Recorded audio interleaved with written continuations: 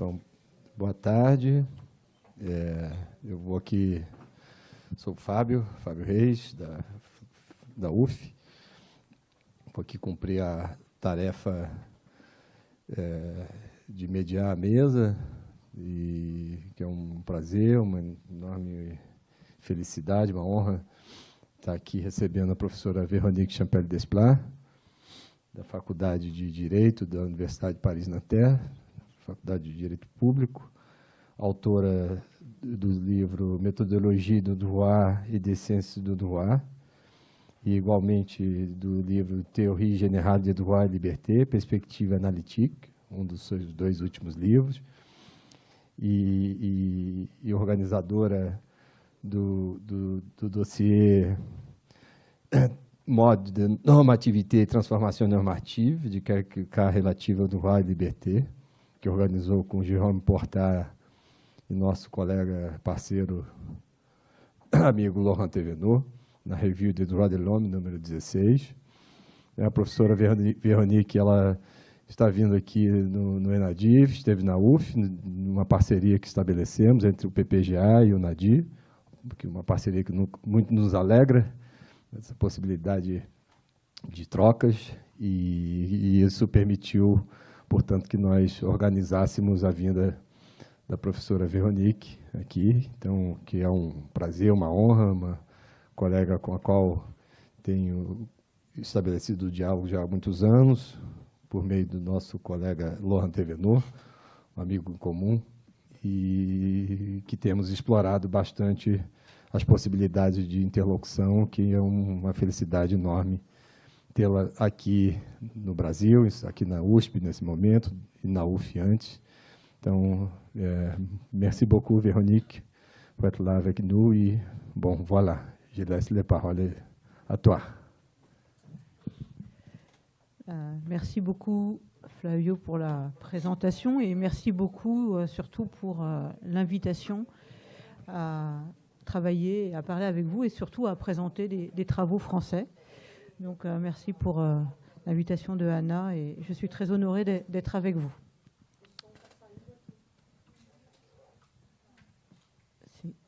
C'est le... Ouais, ok, merci. Alors, c'est bon, là? Oui, il y a un petit problème de... Il y a un retour.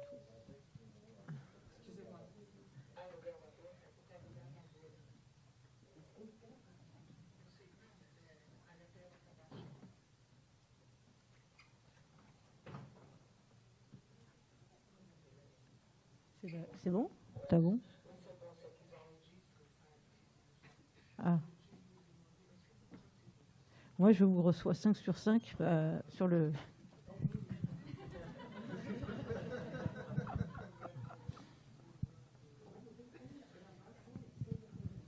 Comme ça? Ouais, mais j'entends beaucoup. Ouais,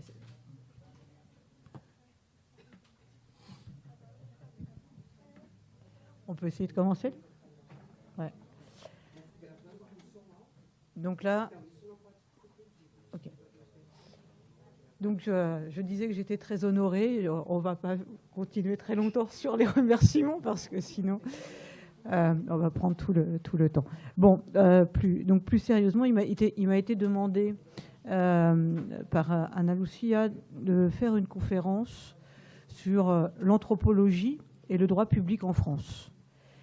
Et ma réaction a été immédiatement de dire que la conférence n'allait pas durer très longtemps, parce que si je prends la situation aujourd'hui en concevant l'anthropologie de façon générale, et si je regarde... Ok.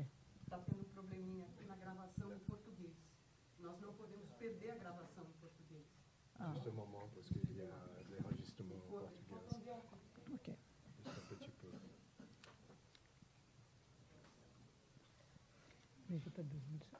Non, c'est juste pour... Après, pour les questions.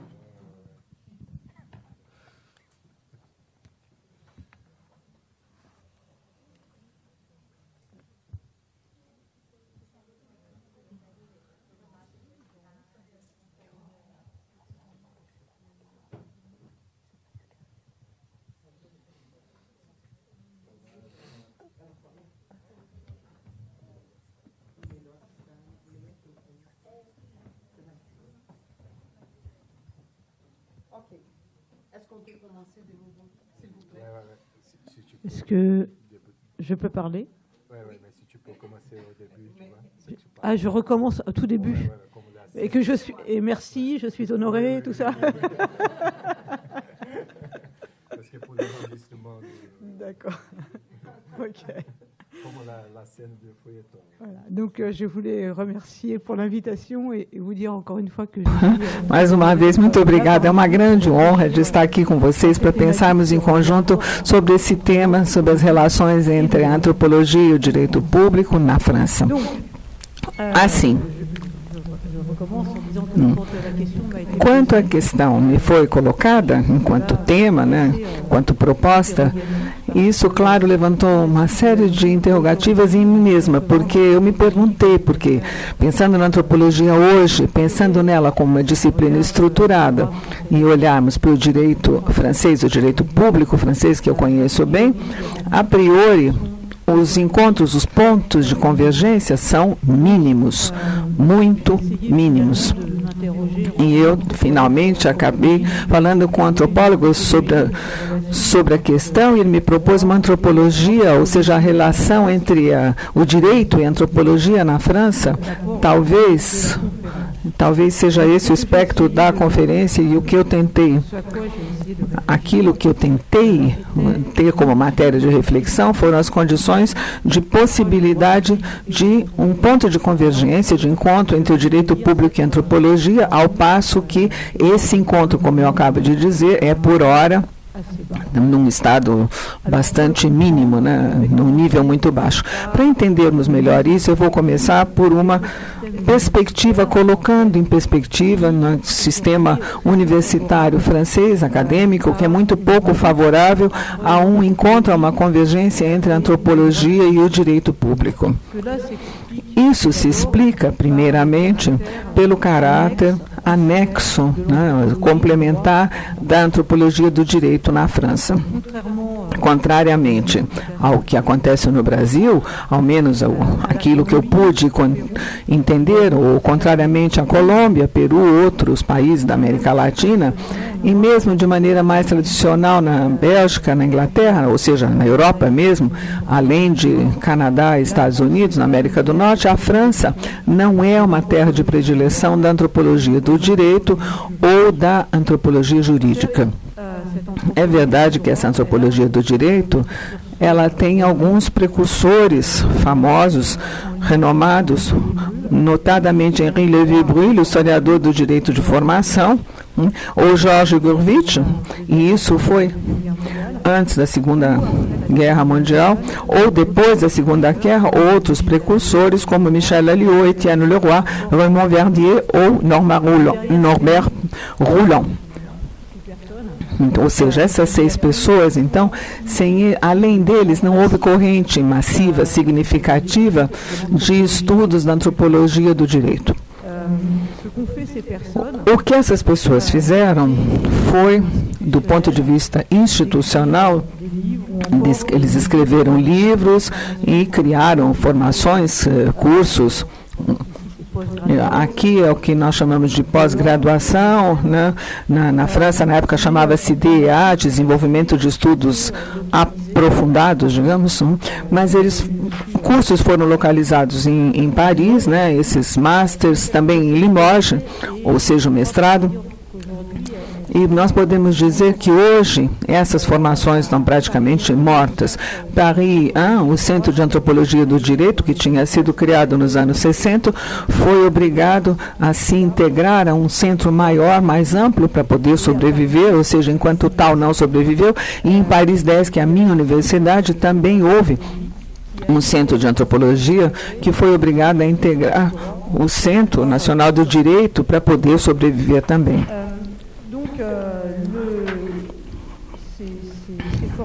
Ou seja, essas institucionalizações da antropologia, né, da antropologia do direito, permaneceram, se tornaram muito frágeis, e eu voltaria a esse ponto, pelo fato de que esses diferentes precursores que eu mencionei da antropologia do direito na França se desenvolveram a partir de um prisma extremamente africanista. E eu penso, isso tem a ver com o passado colonial francês, a antropologia sendo primeiramente uma forma de estudo do direito produzido em outros horizontes, em países longínquos, na África, que foi um continente que foi objeto de colonização francesa. Então, os nossos autores enfatizaram os estudos locais, a importância da estruturação familiar, da organização política, na regulamentação local dos conflitos, nos ritos e nos meios de prova. E desde então, a partir daí, eles desenvolveram um saber que interessava, sobretudo, os juristas privatistas, muito mais do que os juristas publicistas. Essas referências são extremamente interessantes de se estudar. Por quê? Porque algumas delas enfatizam de maneira privilegiada alguns mal-entendidos que são não só metodológicos sobre a antropologia do direito, mas também sobre as instrumentalizações possíveis dos trabalhos dos antropólogos do direito pelos juristas franceses, notadamente pelos privatistas, como eu acabei de dizer, e é nesse âmbito que se desenvolveram os estudos africanistas dos antropólogos do direito. Para compreender melhor isso, eu vou usar como ponto de partida de controvérsias recentes, vou ilustrar com essas controvérsias o modo como a antropologia do direito pôde ser utilizada, instrumentalizada pelos juristas franceses contemporâneos. Os exemplos não são anódinos e eles estão ligados a evoluções recentes do direito de família ou das relações do indivíduo com a vida e a morte, ou seja, são temas fortemente investidos por pressupostos religiosos ou por pré-juízos, por pré-concepções ideológicas. Em vários casos, e notadamente quando isso diz respeito ao casamento de pessoas do mesmo sexo ou da possibilidade de adoção de crianças por esse tipo de casais, ou ainda por casos de responsabilidade médica, que eu vou ilustrar de maneira mais detida daqui a pouco, alguns privatistas, alguns professores de direito privado invocaram categorias antropológicas fundamentais, sem precisar, invocaram o tema de maneira ampla para demonstrar, para defender que as evoluções do direito civil eram contrárias a essas categorias ditas antropológicas fundamentais. Ou seja, eu penso que no que diz respeito à questão do casamento e adoção por esse tipo de casais, pessoas do mesmo sexo, é fácil de entender. O que esses professores diziam? O tempo todo, historicamente, de maneira estruturada, a família sempre se compôs de um homem e uma mulher. Então, isso é cometer um atentado contra categorias fundamentais, querer mudar essa estruturação familiar. Aí se percebe uma instrumentalização conservadora, que é não só conservadora do ponto de vista jurídico, ou seja, relativamente ao Código Civil na França, mas também conservador no plano ideológico, né, do uso dessa retórica. Essa retórica também foi utilizada em outro tipo de caso, que eu acabei de citar, sobre a questão que eu vou desenvolver agora, da responsabilidade médica por causa do nascimento de uma criança em situação de handicap. Foi um caso que ficou muito famoso, foi conhecido como o caso Perruche. Perruche é o sobrenome dos pais da criança, e o caso, resumidamente, consiste no seguinte: uma mulher, a senhora Perruche,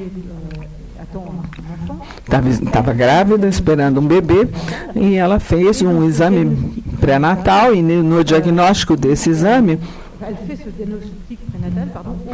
Ela fez esse diagnóstico foi feito no momento em que ela contraiu uma rubéola. E isso pode, sabe-se, a rubéola pode afetar o bebê, pode afetar o feto. Quando o diagnóstico pré-natal, o exame foi feito, o diagnóstico não revelou, não falou, né, de consequências para o embrião, para o feto. Isso é importante no caso. Por quê? Porque esse caso de transmissão grave de doenças ao bebê, que pode provocar um handicap, é na França, ou seja, um problema, na França, isso é causa de aborto legal, qualquer que seja o mês da gravidez, qualquer que esteja o avanço da gravidez, pode-se fazer o aborto legal. Quando o diagnóstico foi pronunciado, dizendo que não havia possibilidade de sequela para o bebê, a senhora Perrich decidiu não interromper a gravidez. E aí eu não vou falar catástrofe, mas enfim, vou tentar ficar neutra, mas a consequência dramática foi que finalmente o bebê nasceu com um problema sério, um handicap sério. A questão que se coloca, então, é saber se os pais, mas também o bebê, podem pedir uma reparação, ou seja, uma indenização ao serviço médico, por causa desse nascimento em situação de handicap grave. Vocês podem se perguntar o que a antropologia tem a ver com isso, né? Vocês vão entender, tem muito a ver. Por quê? Porque a resposta à questão, a pergunta que eu acabo de fazer, a resposta dividiu os juristas civilistas, aliás, vários estudiosos da disciplina, sobre a possibilidade de indenizar financeiramente os pais e o bebê por causa desse nascimento com um problema grave de saúde, com um handicap. Então, civilistas renomados invocaram as categorias antropológicas fundamentais para estimar que uma vida é uma vida e que a questão não é a deficiência, não se deve pedir, né, uma indenização. Por quê? Porque a vida de um deficiente é similar, ela vale tanto quanto a vida de alguém sem deficiência, sem handicap. E é completamente possível, do ponto de vista da liberdade individual, né, é possível exigir uma indenização por causa da deficiência com a qual o bebê nasceu. E aí estabeleceu-se uma controvérsia muito famosa e muito longeva que mobilizou tribunais, professores de direito, a Corte de Cassação, os legisladores, opondo os Perrich, né, e os anti-Perrich, os que eram pró e os que eram contra. Então, não só essa controvérsia relativamente à deficiência e à indenização e sobre esse princípio liberal das liberdades individuais, sim ou não, mas também sobre essa mobilização das categorias antropológicas fundamentais para justificar sua respectiva posição. E, como disse um colega muito interessante, um autor muito interessante, se puderem ler o artigo que escreveu sobre esse tema, é o Denis de Béchillon. Esse Denis de Béchillon vai mostrar que essas categorias antropológicas fundamentais não existem de modo ontológico. Toda disciplina e antropologia, evidentemente, faz parte desse espectro, conhece essas oposições de categorias, portanto, não há acordo possível de dizer que esta ou aquela categoria antropológica fundamental ou categorias antropológicas fundamentais percorreriam o fio do tempo. Então, como ele cita, né, como eu comentei, foi feita ali uma espécie de instrumentalização da antropologia. E como vocês podem perceber, afinal de contas, na França, há muito tempo, né, a questão entre antropologia e direito no mundo contemporâneo, ela vem de longa data, essa questão, e é uma relação instrumental, muitas vezes instrumentalizada, de contextualização da questão dos fundamentos do direito, muitas vezes frágeis, do direito para os juristas contemporâneos. Pensando nesse ponto de partida complicado, a ele acrescenta-se, no que diz respeito ao direito público francês, outros pontos que vêm complicar o quadro. Eu vou resumir um pouco, mas a história, a questão, a construção do direito público francês se fez de modo muito formalista. Para compreendermos melhor, é preciso, então, termos em mente que o direito público francês se formou depois do direito privado, ele se construiu depois do direito privado, do direito civil, e eu penso que isso todos os juristas no mundo todo sabem disso. O direito civil na França é o modelo do direito. Se houvesse uma definição do direito, ela residiria no fato de que tudo deve se assemelhar ao Código Civil, que é o Código Civil napoleônico, que é a forma, modelo, que é o modelo do direito, e o modo de se estudar o Código Civil deve igualmente servir de modelo a todos os juristas, é o cânone, né? E a todas as outras disciplinas convergentes. O fato de copiar, então, de se inspirar nos privatistas, o modo como os privatistas estudam o direito para os publicistas, então, ou seja, os publicistas copiarem esse modo é um signo de confiança, é um selo de qualidade, digamos assim. Então, o modo como os privatistas estudaram o Código Civil é um modo muito formalista. Ela constitui uma forma ou de repetição do Código Civil, ou então uma forma de sistematização desse mesmo Código Civil.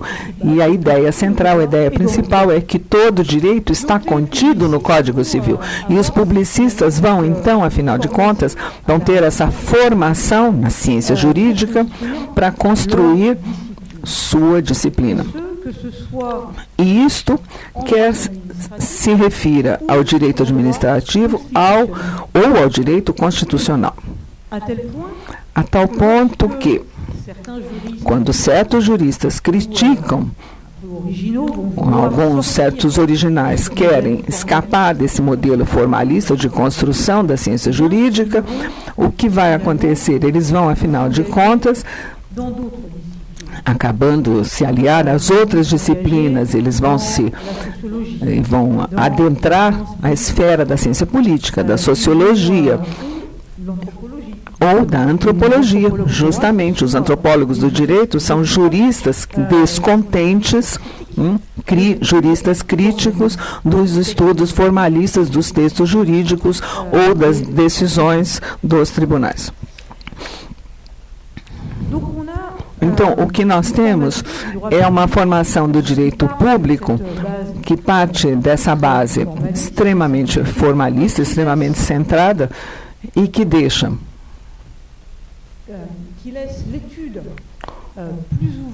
um estudo mais aberto para e sobre os outros estudos sociais do direito para pessoas que serão consideradas, então, claro, de maneira acadêmica, capazes, mas marginais no que diz respeito ao direito público. Então, vejam, a coisa vai muito mal, tudo é muito improvável, a situação não ficou nada boa, mas eu acho que eu não enfatizei demais, eu estou simplesmente relatando a estruturação do estudo do direito e estudo do direito na França corresponde a esse modelo que eu acabo de resumir. Ou seja, a partir dessa base complicada, esse ponto de partida complicado, como pensar então as interações? Que tipo de interações existem? E felizmente há interações, acontecem, mesmo que sejam consideradas marginais na França. Para abordarmos essa questão, eu vou tentar primeiramente falar sobre as evoluções da antropologia do direito na França e, por outro lado, as evoluções dos estudos do direito público na França. Quais são os sinais de interação? Onde estão esses signos? No que diz respeito à antropologia do direito, nós assistimos desde uns 20 ou 30 anos, talvez, progressivamente, a várias evoluções. Uma evolução relativa ao trabalho conceitual, a antropólogos, uma evolução também, uma outra evolução relativa à metodologia do trabalho dos antropólogos, mas também com a evolução metodológica, mas ao lado disso dos objetos de estudo dos antropólogos. Antes de mais nada, vamos ver a questão da evolução conceitual, que consiste no que eu chamaria essencialmente de um afinamento, e um deslocamento do conceito de pluralismo jurídico.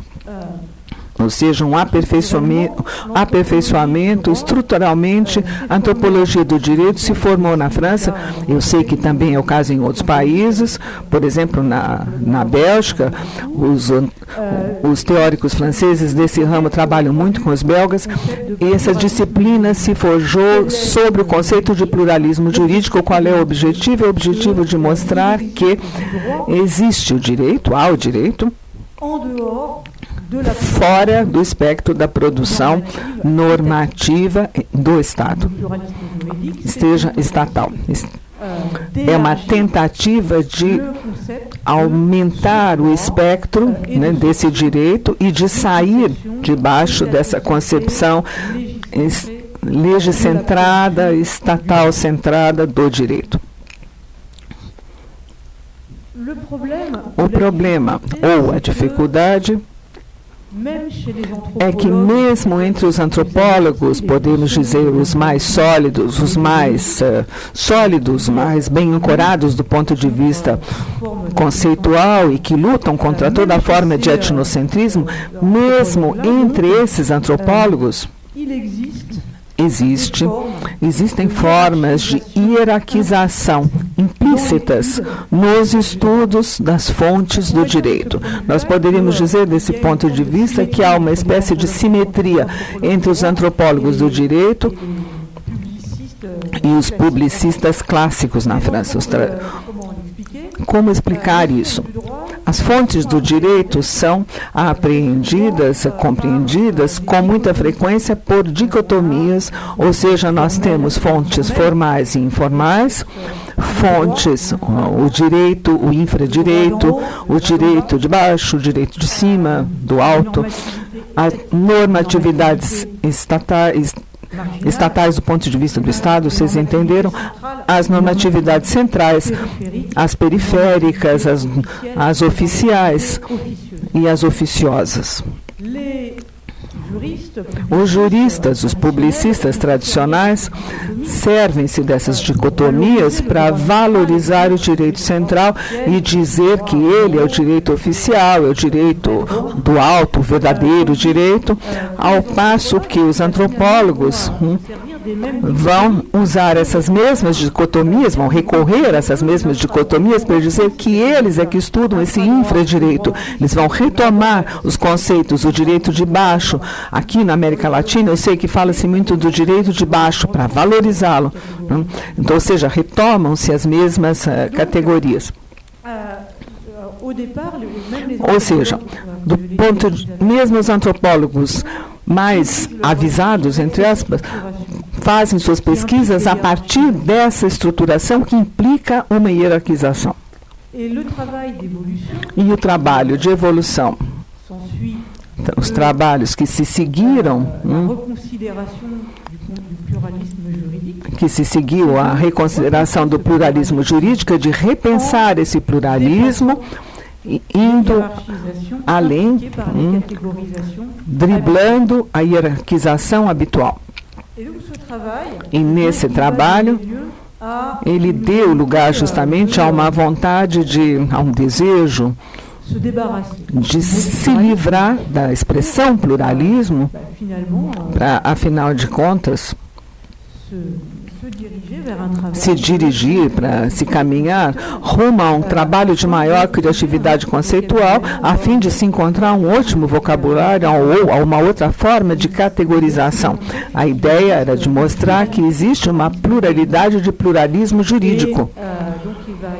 E houve, portanto, palavras como multijuridicidade. Criaram-se juridicidade, propuseram-se palavras, novas expressões, ou então palavras como juridiversidade, pluriver, local, a contração de global e de local. Ou seja, criaram-se palavras, neologismos, palavras compostas, que foram destinadas a ir além da hierarquização implícita de categorização antropológica. Segundo sintoma da evolução na antropologia do direito, segundo índice na antropologia do direito europeu, foi uma evolução que consiste numa reconsideração da relação do objeto, ou seja, a extensão do terreno de estudo, do espectro de estudo. A constatação é a seguinte, e essa constatação foi feita por um antropólogo do direito belga, que se chama Christophe Eberhard, e que considera que o trabalho do antropólogo e do etnólogo contemporâneo deve ir além, deve ultrapassar a figura do pesquisador que vai montar uma tenda no meio de uma aldeia para observar o que está acontecendo. Porque uma das características às quais eu faço alusão na antropologia na Europa é de pensar as sociedades longínquas. Para ser antropólogo, precisa ir para a África, mas para nós implica sempre um deslocamento. Aqui no Brasil, não, vocês fazem antropologia da sua própria sociedade. Ou vocês têm um olhar antropológico sobre a sua própria construção. Nós não. Para os antropólogos europeus é diferente. A antropologia implicou durante muito tempo, foi sinônimo de um deslocamento a um outro terreno, e esse terreno era sempre longínquo. O antropólogo era sempre alguém que se isolava embaixo de uma tenda e que se isolava passava a viver por algum tempo com populações que lhe eram estrangeiras, implicava no conceito de imersão e da monografia do terreno, ou seja, com aqueles cadernos muito famosos, de relatórios dos trabalhos de campo. O Christophe Eberhard, então, fez a observação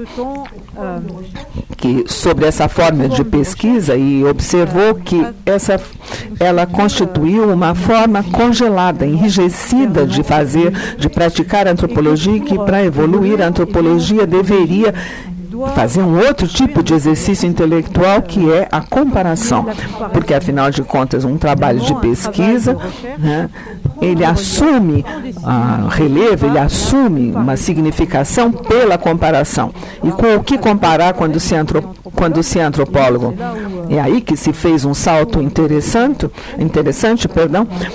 Tratava-se de comparar com as sociedades mais próximas do antropólogo contemporâneo, as sociedades contemporâneas e não longínquas. E então, progressivamente, notadamente, quando diz respeito por causa da mundialização, eu estou falando de início do século XX, pesquisas do início do século XX, por causa pelo efeito da globalização, a questão foi olhar como a globalização econômica, social, cultural, jurídica, teve efeito sobre as populações locais e reciprocamente.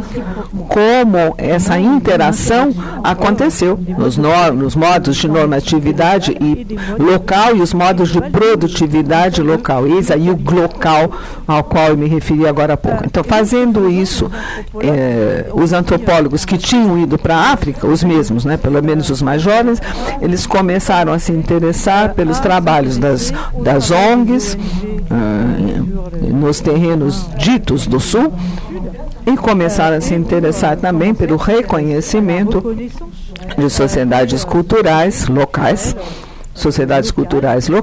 por atores internacionais. Ou seja, ao fazer isso, o que aconteceu? Houve essa evolução dos métodos, nos quais o antropólogo não é mais alguém que só observa um terreno, mas ele vai também ler documentos, textos jurídicos, relatórios feitos pelas próprias ONGs, pelas organizações internacionais, ou seja, como alguns dirão, a antropologia do direito passou a ter uma nova agenda de trabalho.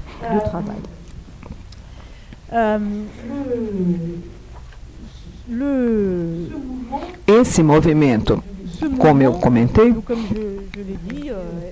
foi bastante significativo dentre os antropólogos do direito na Europa, mas nós vamos encontrá-lo também dentre alguns antropólogos ou etnógrafos, nos Estados Unidos. Nós temos, por exemplo, um muito conhecido, traduzido em francês, jurista. Ela se chama Annelise Riles. Ela trabalhou notadamente sobre as ONGs, os atores internacionais. Ela é uma jurista famosa. Relativamente essas ONGs que trabalham na proteção dos direitos humanos, e ali havia toda uma gama de pistas de pesquisa e métodos, e essa obra foi recebida notadamente na França com muito entusiasmo. E por que notadamente na França? O que é que nós podemos encontrar como repercussão muito completa desse deslocamento de metodologia e de objeto, as duas coisas ao mesmo tempo? E mesmo que hoje haja poucos antropólogos, há trabalhos, há obras que são muito visíveis, principalmente na revista Direito e Cultura, Droit et Culture, que mostram obras que indicam que os antropólogos podem se interessar por objetos contemporâneos. Eu não vou citar todos eles, né? A lista é longa, mas para dar alguns exemplos, você tem estudos sobre a tatuagem na pele, muita coisa relativa ao corpo, né? A tatuagem face ao direito, ou sobre a questão, evidentemente, das evoluções de gênero, todas as questões de gênero em amplo espectro, a transexualidade, as relações transgênero, a relação de pessoas do mesmo sexo, tem todas as questões relativas ao fim de vida, né?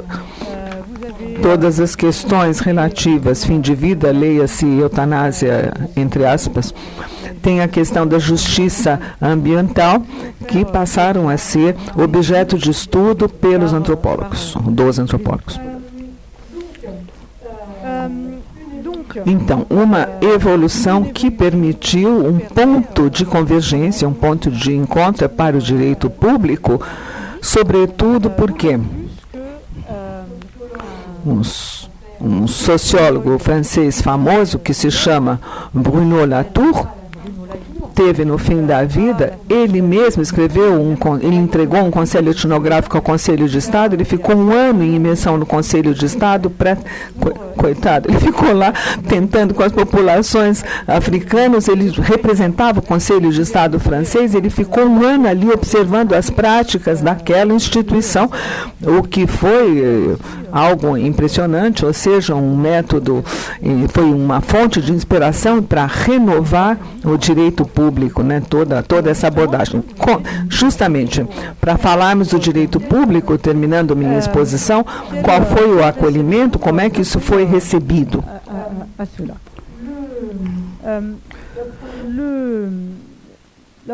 O primeiro balanço que eu faria, um balanço amplo, geral, para que vocês tenham em mente o panorama desses estudos jurídicos na França hoje, é que eu penso, sinceramente, que nós estamos num período crucial, num ponto de virada favorável, vale dizer, à introdução das ciências sociais nos estudos do direito na França. Isso não quer dizer que todos os meus colegas vão se transformar em etnólogos, sociólogos, antropólogos, não, ou em economistas do direito. Não é o caso. Mas eu penso que nós estamos numa etapa atualmente que é mais, eu diria, de divisão. Haverá sempre, porque faz parte do trabalho e da formação dos juristas também, haverá sempre aqueles que vão desenvolver um estudo formalista, tecnicista do direito, e que representarão sempre uma maioria, eu penso, mas há hoje mais lugar, um lugar maior que pode ser ocupado e que está sendo ocupado por uma nova geração de pesquisadores, que há espaço este que se abre, e pesquisadores estes que se abrem a outros saberes, notadamente no âmbito das questões sociais. Isso é favorecido, né, por isso é que eu penso, nos 30 anos, ou 20 anos pelo menos, na nossa frente, isso está sendo favorecido, será favorecido, por um lado, pela emergência de novos objetos de estudos jurídicos ligados às transformações dos meios de comunicação e aos meios de acesso aos dados, ou seja, o aumento das bases de dados, o aumento do espectro das bases de dados, o que torna ainda interessante dizer, olha, eu li um artigo do Código Civil, esse é meu trabalho, não se limita a isso, eu encontrei um código, esse tipo de abordagem passa a ser interessante.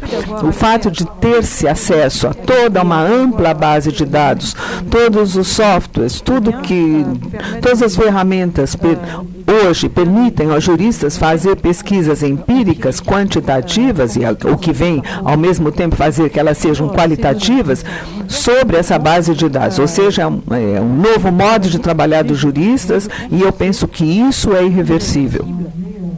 Pelo menos nos 20 ou 30 anos, pelo menos. Depois, não se sabe, mas minimamente nos próximos 20 anos teremos isso. Esse é um primeiro fator. Os meios de comunicação e a possibilidade de tratar os dados com outros meios, né, mais amplos. Segundo fator é a emergência de objetos transversais que precisam, para serem estudados, de que se invista nas ciências sociais. Por exemplo, as questões ligadas à discriminação. E quando eu falo de discriminação, eu nem desço ao nível da análise micro da sociedade. Não é o caso. Então, não é uma questão de discriminação desta ou daquela pessoa a partir deste critério ou daquele outro. Claro, aqui entram os estudos de gênero, o que implica em conhecimentos, filosóficos, literários, sociais, às questões ambientais, climáticas. Como é que eu posso fazer direito ambiental sem conhecer um pouco de biologia, ou ter dados sobre o clima ou sobre a poluição? Se eu não tiver isso, não vale a pena fazer direito ambiental. Senão, vai ser o quê? Vai ser uma mera repetição do Código Civil. Ou seja, há objetos transversais que exigem, que necessitam esse investimento em ciências sociais, e os jovens pesquisadores entenderam isso. E isso se consegue medir, se observa. Por quê? Porque hoje em dia há muitas teses dedicadas a toda essa gama de temas, essa gama de objetos, com perspectivas interdisciplinares, e há também todos os projetos, né, assim como vocês têm aqui, todos os projetos financiados por cada país ou pela União Europeia. Existe toda aquela lista de projetos aos quais se abre uma candidatura, novamente com a interdisciplinaridade. Como os novos pesquisadores precisam de dinheiro para viver, eles investem, eles se candidatam a esses projetos.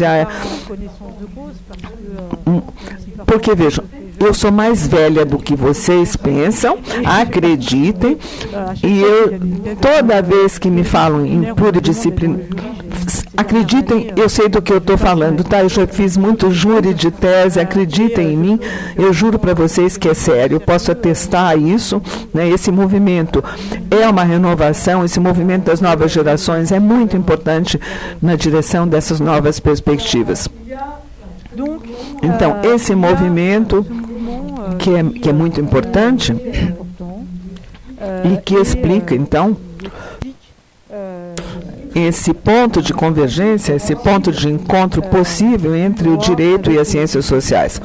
Há um outro fenômeno que também explica os encontros, as convergências possíveis, e que é objeto de um encontro efetivo, é o quanto os juristas franceses mais jovens se sentem atraídos por todos os estudos pós-coloniais ligados ao colonialismo. Na França,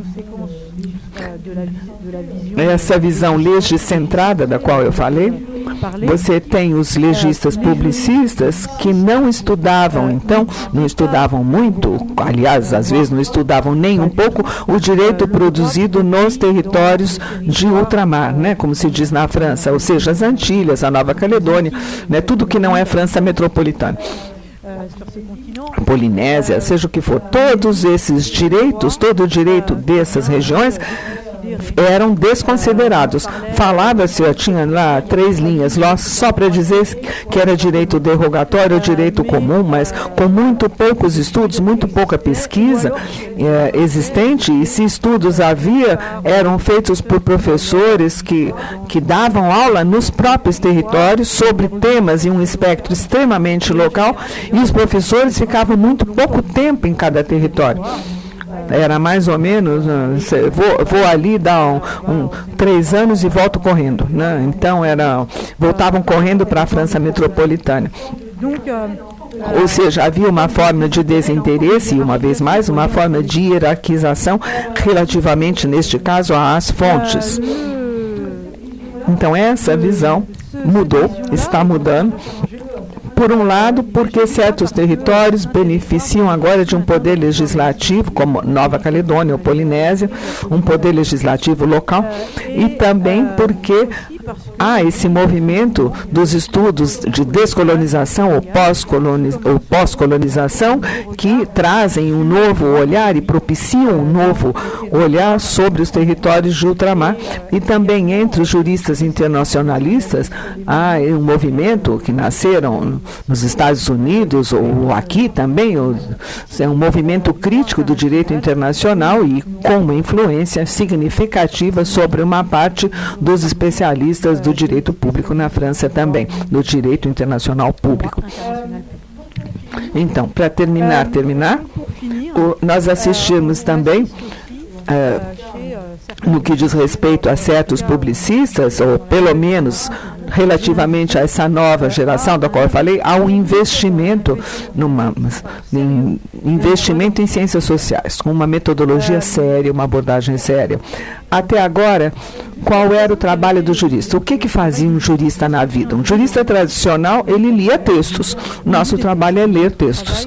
A gente lê códigos, lê decretos, lê normas, lê o código e sistematiza, lê portarias e fazer uma sistematização a partir desses textos todos. O investimento em ciências sociais implica o fato de uma formação em outros métodos. Vocês conhecem, sem dúvida, muito melhor, muito mais do que os juristas franceses, que são o quê? Os questionários, as entrevistas, as imersões. E com o exemplo do Bruno Latour, da qual eu falei, que legitimou, né, para os jovens pesquisadores, ele serviu de legitimação, né, ou seja, eu vou fazer uma imersão, ele fez uma imersão no Conselho Constitucional. E os novos pesquisadores podem se dizer, eu vou fazer uma imersão numa agência qualquer, num órgão qualquer, um organismo estatal qualquer, para observar como é que essa instituição lida com o direito. Ou seja, imersões, questionários, entrevistas que passaram a ser métodos que são utilizados por certos juristas para conduzir, para abordar, fazer esse novo tipo de pesquisa. E o último movimento que eu quero citar, que é símbolo e signo de abertura, é que nós estamos assistindo a um trabalho de reflexão mesmo entre os mais tradicionalistas sobre o direito público. E desde o início dos anos 2000, o que nós temos constatado e temos encontrado são trabalhos, são textos que são textos de juristas publicistas que se interessam pelo direito positivo francês, trabalhos estes sobre a história da disciplina, como se construiu a disciplina em direito público e todas as subdisciplinas, direito constitucional, direito fiscal, direito administrativo. Eu não falei de direito penal, porque eu sei que para o mundo inteiro, o nosso direito francês é bem diferente. Para nós, ele é uma matéria de direito privado, né? O que causa espécie em qualquer lugar do planeta. Mas, em todo caso, essa interrogação passou a existir, como se desenharam, como se recortaram as disciplinas e como, então, grandes autores têm contribuído para esses estudos e a construção e a autonomização da disciplina relativamente ao direito privado, ou seja, do direito público, essa autonomia. Então, nós temos um novo olhar sobre a identidade do direito público, sobre sua história e sobre o modo como ele se estruturou dentro da cena acadêmica francesa. Da mesma maneira, e eu termino com isso, nós assistimos a uma reavaliação da importância de certas fontes do direito. Como eu já disse, já mencionei aqui, o olhar que se tinha sobre as fontes do direito na França era poluído pela dicotomia direito e infradireito. O que havia no infradireito? Ora, havia, todavia, documentos muito importantes sobre a vida administrativa francesa, circulares, linhas diretoras, diretrizes, ou seja, documentos. Quando se trabalha na universidade, a gente sabe que isso que é importante.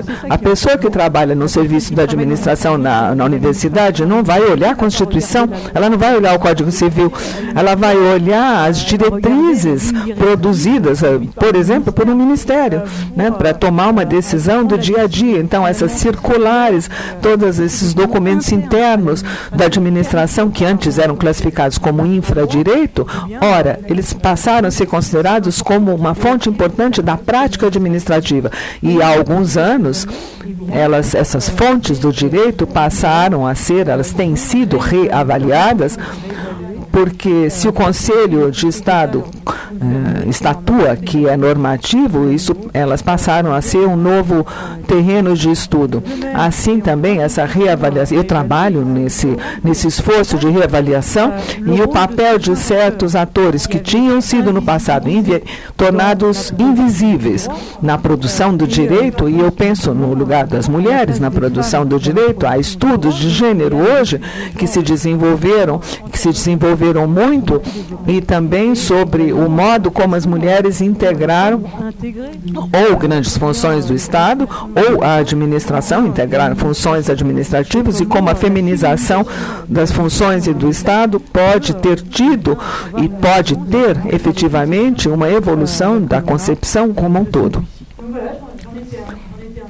Eu terminei com isso. Eu espero ter terminado com essa nota um pouco mais otimista sobre o fato de que um tema que poderia ser tratado em 3 segundos, porque ele não tinha ligações, pontos de convergência evidentes entre antropologia e o direito público. Afinal de contas, se vocês viram, eu falei quase 1 hora e eu poderia falar muito mais tempo. Eu agradeço muito pela atenção de vocês e, evidentemente, estou aberta às perguntas de vocês.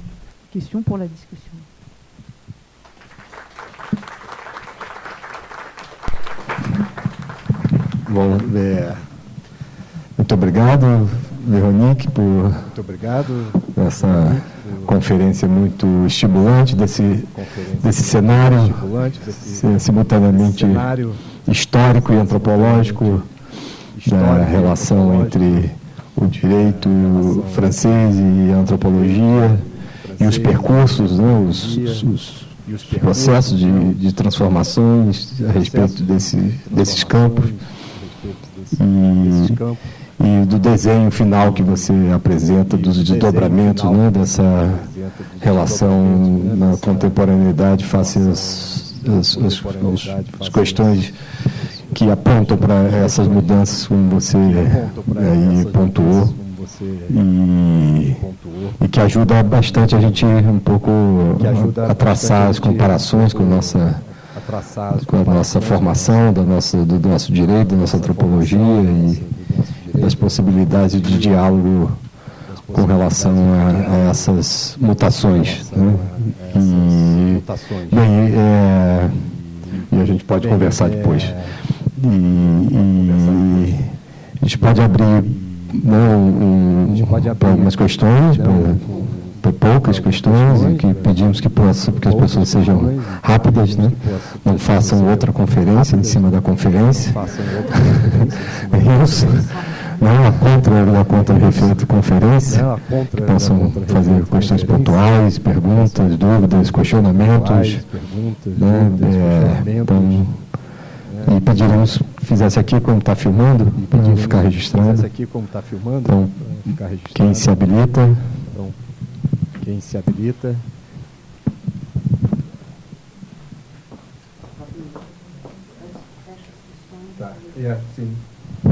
Bom, boa tarde. Meu nome é Ana Luísa, eu sou aluna mestranda do programa de pós-graduação em antropologia da UF e meu objeto de pesquisa tem sido... Desculpe. Bonjour, je suis Anna Louisa. Mon objet de recherche, c'est l'administratif disciplinaire concernant l'administration publique et une partie des questions dont vous avez parlé. C'est le suivant. Comme le droit public au Brésil, comme on apprend, on a la même perspective formaliste dont vous avez parlé. Ce qui a été établi, ce qui n'est pas positivé, dans la norme qui n'est pas positivée, l'administration publique ne peut pas le faire. Face à mes études, à mes recherches, je trouvais un tas de recherches de catégories comme l'ordre public, qui n'ont pas de définition a priori. Elles sont définies au moment de leur mise en place, leur mise en application, une définition en général, mais il n'y a pas par rapport à l'exemple, au cas concret. Et ça me perturbe, ça me dérange un peu parce que je ne retrouve pas toute une gamme de réponses sur le texte juridique au Brésil, surtout parce que on sait bien et reconnaissent que notre droit est traversé par ces catégories abstraites qui ne sont pas définies dans chaque cas concret. À partir de cette convergence de ce que c'est le droit public français et ce que nous importons pour notre ordre juridique, je me pose la question jusqu'à quel point vous avez en France ces catégories plus larges. Comment définir ça et comment l'anthropologie et d'autres méthodologies de sciences sociales arrivent à contribuer pour que l'on puisse arriver à une définition, parce que sinon on n'arrête pas de débattre qui est l'ordre public et pas forcément ce que c'est l'intérêt ou l'ordre public. On va vous poser toutes les questions et puis vous répondez, d'accord?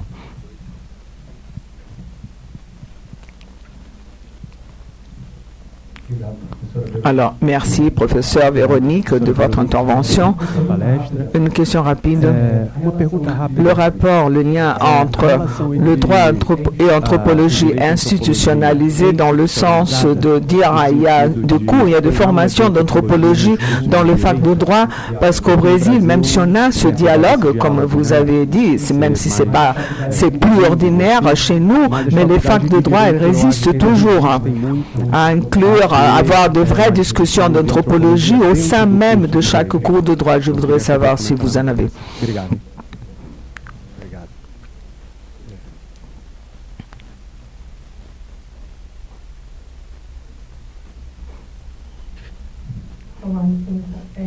Não, merci. Olá, licença. Merci, merci à vous tous.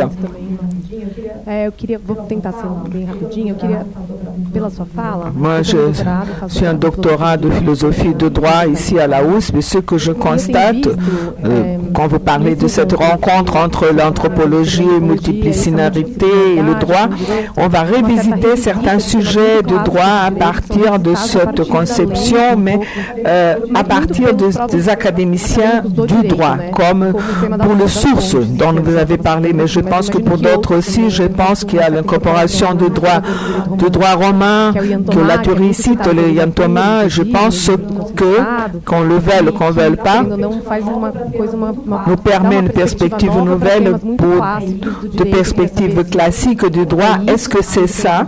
Oui ou non? Il y a d'autres sujets classiques du droit qui permettent une restructuration de nouvelles approches, le droit romain, d'autres institutions. Est-ce qu'on peut parler d'une revisite? Est-ce que la question est claire? J'ai essayé de résumer. Non, c'était pour moi. Merci.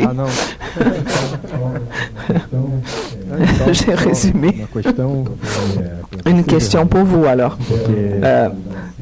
Si on pense à la scène de sciences sociales au Brésil, au moins depuis les années 80, il y a des études et même plusieurs centres de recherche au Brésil sur des efforts anthropologiques, sociologiques, d'ethnographie et immersion dans ce cadre statique et bureaucratique sur la justice, sur le droit, de penser, de réfléchir comment permettre ce pont, ce dialogue, cette convergence face déjà le savoir-faire de sciences sociales brésiliennes dont elle dispose pour pouvoir collaborer dans ce tournant de l'anthropologie du droit français.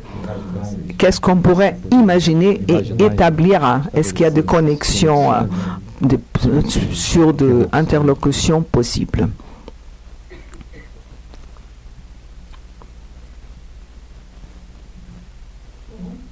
Tá bom.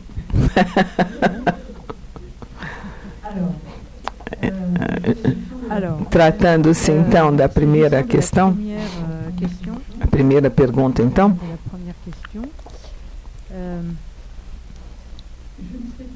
Eu não sei se nós podemos definir a ordem pública, o interesse geral, o interesse comum, todas essas palavras que nós designamos na França como padrão, o conceito geral que permite dar conta dessas palavras, dessas expressões gerais que são fundamentos à ação da administração. Nós chamamos isso de standard, né, de padrão, são expressões.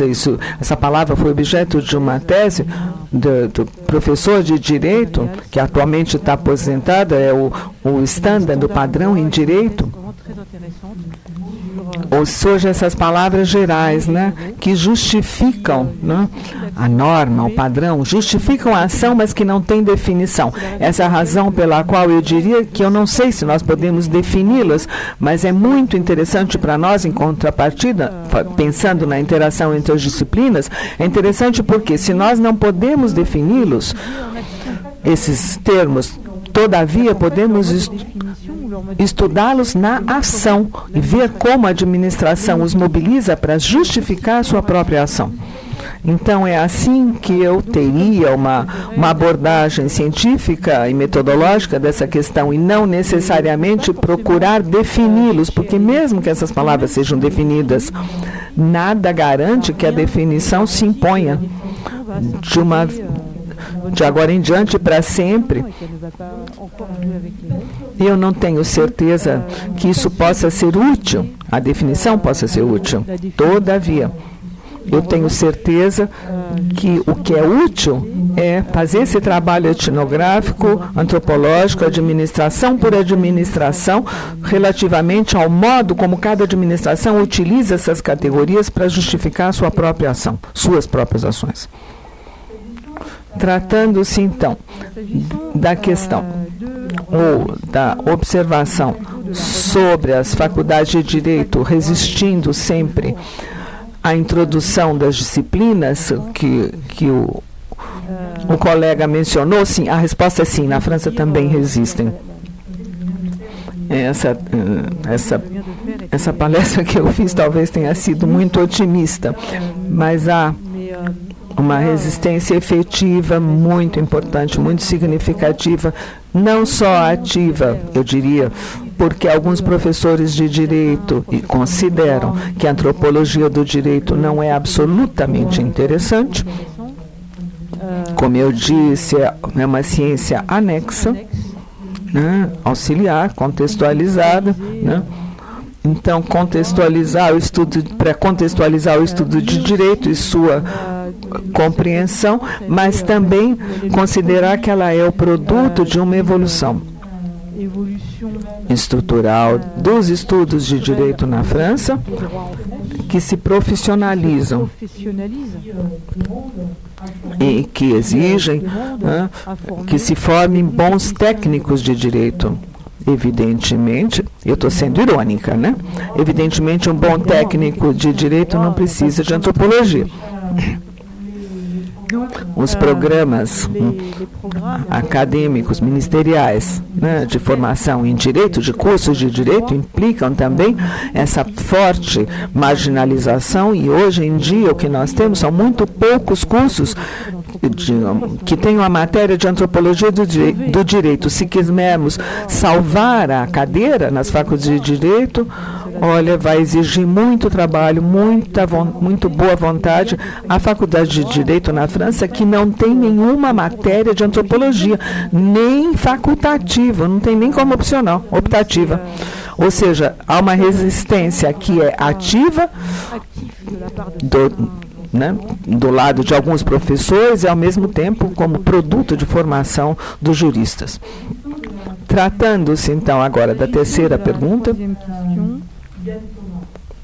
Yann Thomas, que você citou, obrigado por ter citado Yann Thomas. Sim, tem alguma coisa na abordagem, né, à qual eu fiz alusão. Eu posso dizer que ela faz parte dos precursores dessa nova corrente que utilizaram um conhecimento muito sério, profundo do direito romano. Yann Thomas, eu a conheci, eu assisti aos seminários. Ele dizia em latim, tinha a gesta romana, e nós líamos linha por linha do texto, né, as digestas, e ele comentava as digestas linha por linha, para trabalharmos, para elaborarmos formas de teorização mais importantes. Ele nunca generalizava demais, né? E ele falava sobre o modo como certas relações do direito, como isso era no direito romano. Isso permitiu para todas, foi muito útil nas controvérsias com os privatistas, por exemplo, que consideram que as evoluções do direito civil e do direito da família, né, atentam contra a concepção tradicional. Ele dizia não, no direito romano era assim, era assado, permite toda uma discussão, então todo um trabalho de historiador do direito contra aqueles mais empedernidos que trabalham com crenças do que seriam as categorias tradicionais, né? Ou seja, foi um trabalho, uma abordagem muito importante de considerar que o direito romano concebe o direito como um artefato e que, sem cessar, atuou, jogou com o que foi representado como sendo a natureza ou um produto divino. Yann Thomas, sim, faz parte dessas referências possíveis, mas há outras possibilidades, claro, de fazer um trabalho, por exemplo, com uma perspectiva epistemológica do Yann Thomas. Sim, todos os trabalhos de historiadores do pensamento do direito, todos os que investiram em estudos de formação do direito civil. Eu penso em alguém como Joël Perrin, talvez não sejam nomes não muito conhecidos aqui no Brasil, o Frédéric Audren, Anne-Sophie Chambost, são pessoas que renovaram completamente a história do direito para mostrar que tudo é objeto de construção, o que permite também esclarecer os juristas contemporâneos. E, finalmente, sobre as conexões possíveis. As conexões possíveis, elas são sob reserva. Ou seja, a condição é que os juristas sejam sérios, né, no aprendizado dos métodos, né? Eles são sérios no trabalho de campo, né? Eu tentei mostrar isso, mas o que se pode estudar também é estudar com antropólogos formas de construção do direito nas administrações, em microsociedades, em todas as formas de coletividade. Eu estou aqui procurando uma palavra geral, não muito engajado, mas, enfim, todas as formas de mini coletividades. É possível desenvolver um trabalho com juristas para identificar e qualificar, para ver como elas circulam, como elas se formam juntas. Eu acredito que há muito a ser feito em comum, há muitos pontos de convergência, senão eu não teria atravessado o oceano para fazer essa conferência. É porque eu acredito nessa convergência. Alors, malheureusement, on doit conclure. Hein? Merci.